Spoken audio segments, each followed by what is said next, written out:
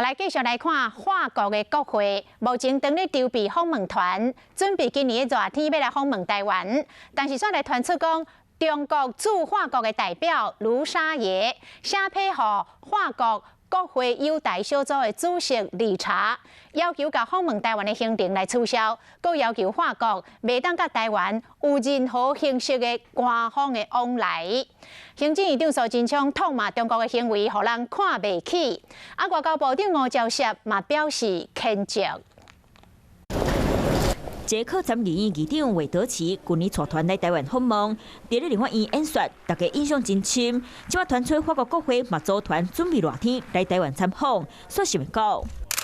法国网络媒体报道，中国驻法代表卢沙野知影消息了后，就写批予法国国会友台小组主席理查，要求叫因取消行程。大家一起交流分享是很重要的。没想到中国连这样也要阻挡，会让全世界更看不起中国驻法国大使的这个作为，我们予以严厉的谴责。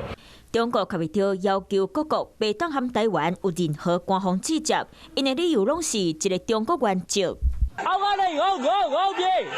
不过镜头翕到发生政变的缅甸，传出示威者看到中国企业被破坏，说互台商扫着风台尾。外交部建议台湾企业挂国旗来保护国旗。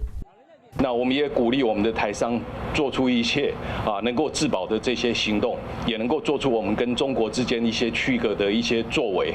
缅甸即马真乱，外交部和驻缅甸代表处拢真注意未来发展，卖随时甲台商斗相共。